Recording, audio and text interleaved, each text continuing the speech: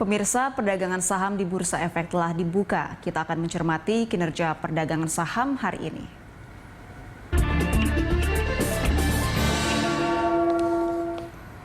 Ya, dan untuk mengetahui pergerakan saham hari ini, kita bergabung dengan senior analis Infovesta Utama, Praska Putrantio. Selamat pagi, Mas Praska. Ya, selamat pagi Mbak Gita. Ya, terima kasih sudah bersama kami, Mas Praska. Ini setelah IHSG mengalami penguatan 4 hari berturut-turut, pagi tadi baru saja dibuka menembus level psikologis 6.000. Ini apakah artinya IHSG sudah kembali bullish, Mas? Ya, secara teknikal memang IHSG belum sepenuhnya dikatakan memasuki fase bullish ya, karena ini mencoba untuk bisa kembali break up yang menembus level resisten di level 5.900 pada penutupan di hari Senin kemarin seperti itu. Dan seiring dengan pergerakan bursa regional dan juga global, terutama sama Amerika Serikat yang kemarin menguat signifikan dan 2 hari berturut dikarenakan optimisme pada reopening ekonomi di Amerika seiring dengan menurunnya kasus dan juga mulai juga menurunnya kasus di India, ini menimbulkan optimisme pada sejumlah bursa dan juga kenaikan pada harga komoditas. Jadi kalau saya lihat sebenarnya di sini lebih bursa kita itu mencoba menembus ke level bullish jangka pendek dulu ya, meskipun belum bisa dikatakan bullish saat ini. Baik, ini selain sentimen yang sempat Anda sebutkan tadi, sentimen dari global, apa saja sentimen yang akan mempertahankan IHSG untuk menguat, Mas?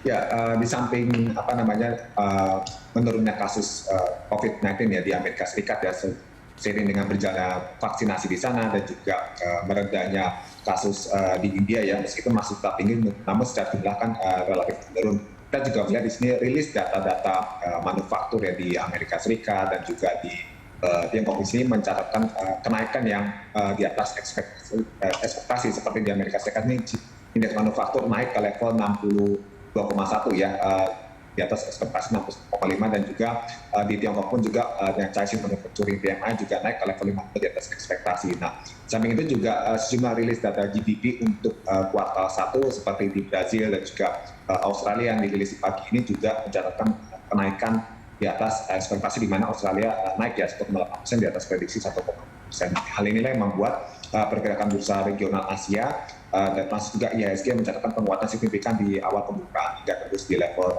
ini.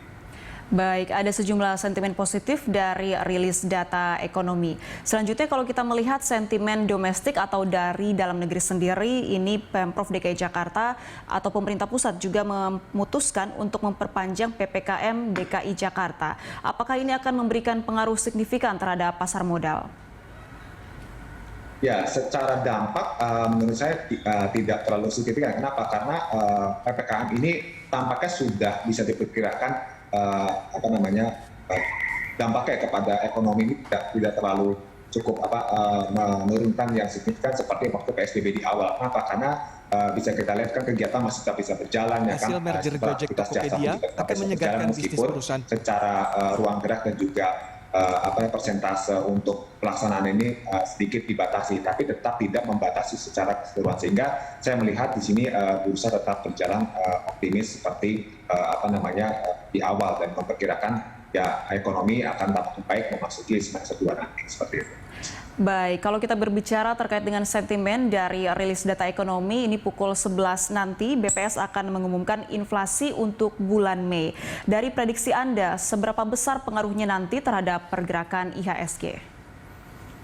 Ya, untuk data inflasi sendiri, ya kita melihat sini memang menjadi indikasi ya apakah ekonomi kita terkena dampak atau tidak sepanjang kemarin pembatasan mobilitas dari sisi mudik ya, seperti karena bulan Mei kemarin kan pada Mei Raya itu dilarang. Nah, ini kita melihat sepertinya pada saat inflasi di bawah ekspektasi, saya melihat tentu saja tidak terlalu mempengaruhi market. Kenapa? Karena tampaknya hal tersebut sudah diantisipasi market pada saat koreksi kemarin sepanjang bulan Mei, di mana IHSG turun 0,8% ya, sempat jatuh di bawah 5.800, kemudian comeback kemarin ke 59, sehingga secara total minus 0,8%. Namun secara dana asing ini masih mencatatkan posisi net buy seperti itu. Jadi ya, artinya ya tidak terlalu memiliki dampak signifikan pada saat dirilis.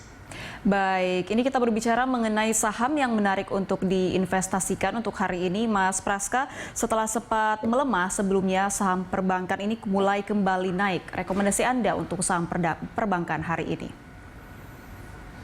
Ya, untuk saham perbankan kita melihat optimisme pergerakan dikarenakan memang di samping harapan pada program vaksinasi yang terus digalakan ya, ini bisa kembali menekan kasus dari COVID-19 penyebarannya.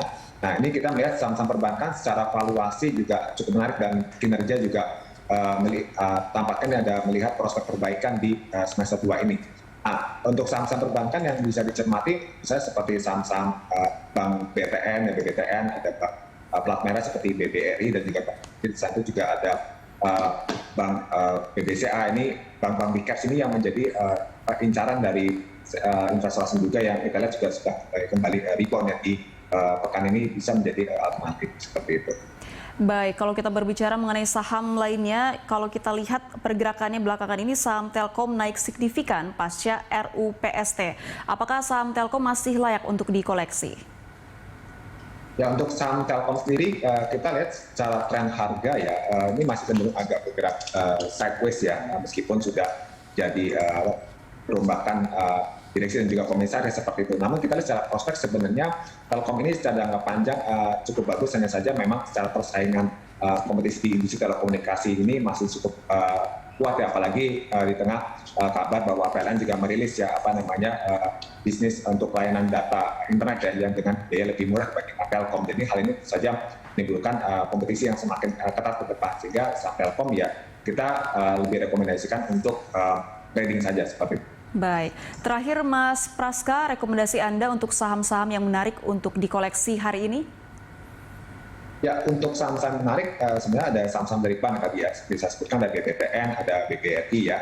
Nah, samping itu selain bank ada saham otomotif juga, ada Asan Nasional yang secara pergerakan technical view di sini mulai menarik, bisa dicermati. Saham Astra, samping itu juga ada saham BMTR ya, dan satu lagi ada saham properti ya, ini BSTI.